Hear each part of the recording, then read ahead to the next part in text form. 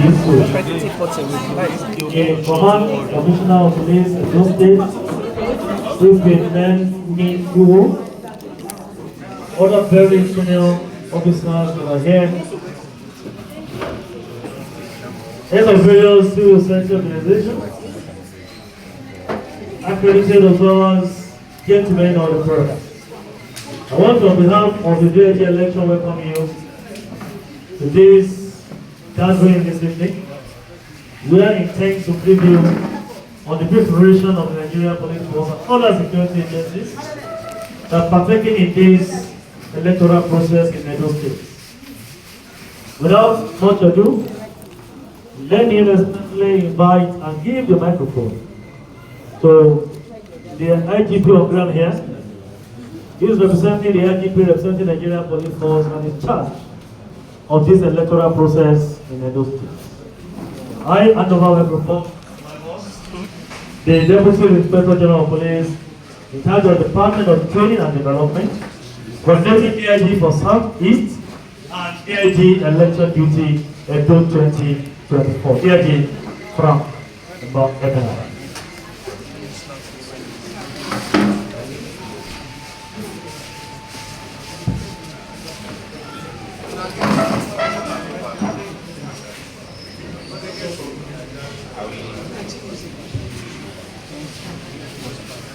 Good evening. Good evening.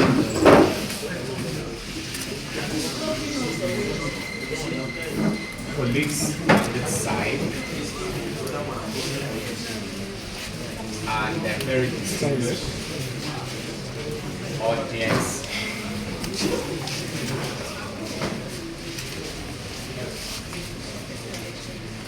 I want to believe that in this hall we have cross-representation of the media, civil society organizations, and accredited observers of the election.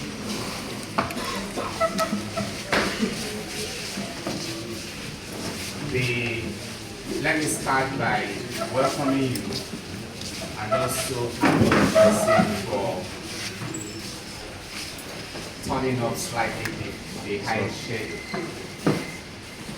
We were having a strategy meeting on the election, which I thought would have ended much earlier. Please do accept my very deep and sincere apologies. Now, having done that, let me go straight to the crux of this conversation. For us,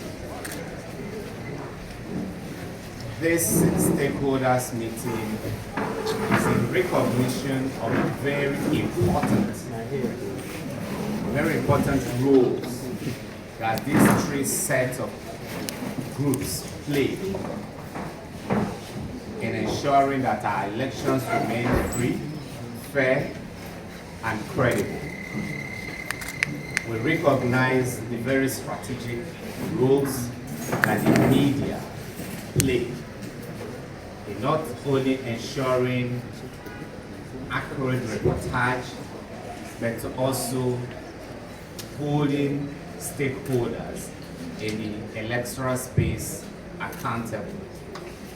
We also recognize the very important role that civil society organizations are playing in educating voters, raising the stakes, and making sure that the entire process remains credible. We also cannot underestimate the very significant and oversight roles that the election observers and monitors play. Sometimes it could also be very difficult to even distinguish amongst the three, because there is usually an interloping way that your functions turns out to be. So And that probably explains why we have to bring therapy together. When a journalist is out there on the field covering the election, he's not only reporting the news, he's observing the electoral process, he's monitoring the electoral process, and he's also oversighting whatever we are doing and whatever other key actors are doing. So you are doing very great work, and so I'm here to pay tribute to that. And thank you for all you've been doing since return to democracy in 1999. And then for today, we want to tell you that we are good to go. We are ready. We have all it takes. We've got the men, we've got the operational assets, sufficient boots on ground, sufficient equipment, and morale high. And we want to promise you and promise the people of Edo State, and by extension Nigerians, that we will deliver on our mandate. Our mandate is clear, and it is to provide an enabling environment for a peaceful, safe, and violence-free election. People must realize that we are not the one conducting the election per se. Our job is to make sure we provide a violence-free environment, a crime-free environment, a crisis-free environment for INEC and other key stakeholders to also carry out their tasks. And this we want to pledge that we will do and do to our utmost best. We want to reassure the people of Edo State that we will provide a level playing field for everybody. We will be politically neutral, we will be professional, we will enforce the laws strictly, firmly, and lightly. We hold people accountable when they infringe on the laws. We will make arrests when necessary, and will ensure that those who go out of their way to break the laws don't go scot-free. We will collaborate with all law-abiding institutions that have legitimate roles to play in this election. We'll work with the military. We'll work with members of other law enforcement agencies who are also coming in to support us. And we'll work with you. We'll work with the civil society organizations. We'll work with the media. And we'll work with the election observers. However, for those who are not accredited and who do not have rules that are sanctioned by the Electoral Act to play, I want to seize this opportunity to warn them to stay clear of the entire process. And these set of people include, but not limited to, people claiming to be media practitioners but are not accredited. People claiming to be election observers or monitors but not accredited. And very importantly, to non-state actors like vigilantes, members of private security organizations, including state government-backed security outfits, they are not recognized by our electoral laws and therefore cannot be seen to be participating in the policing of the electoral spaces.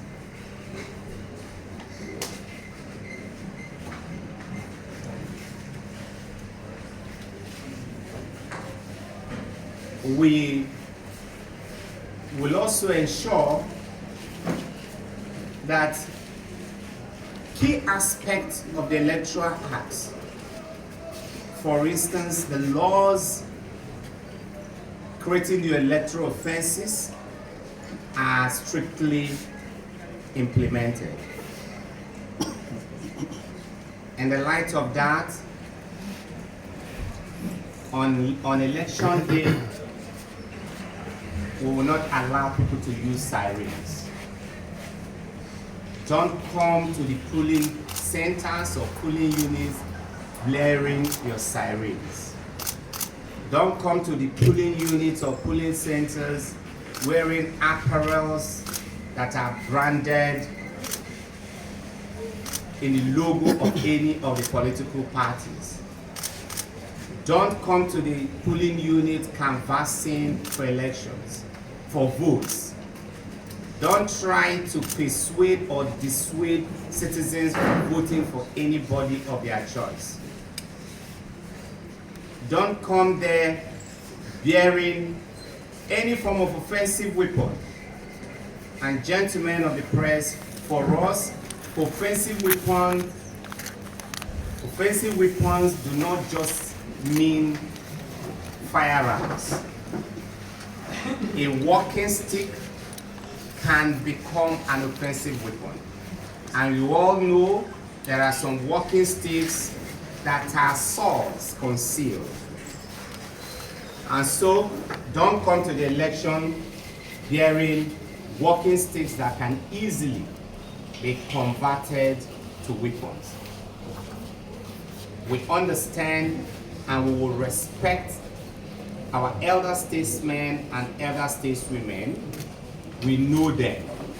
And when they come to vote with those walking sticks that are entirely made to support their mobility, we will accord them their respect and ensure we help and support them to cast their vote.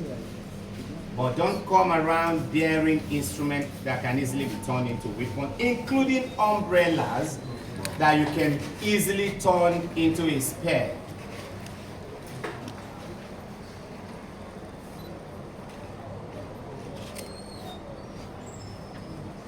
We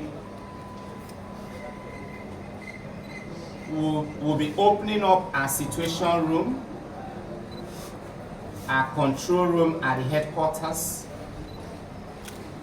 We function effectively as our situation room, and we'll be having not just policemen functioning in these control rooms, we will also be having the representative of the military and other law enforcement agencies functioning there in order to deepen the synergy and our ability to process intel information and respond and react within the quickest possible time.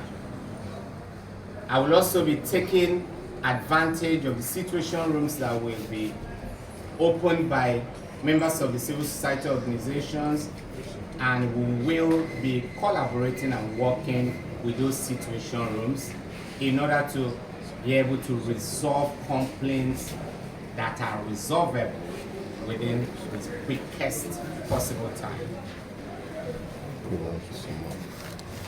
We will do all within our powers to also ensure that misconduct by police personnel and other law enforcement agencies that will be deployed in these elections are reduced to the barest minimum.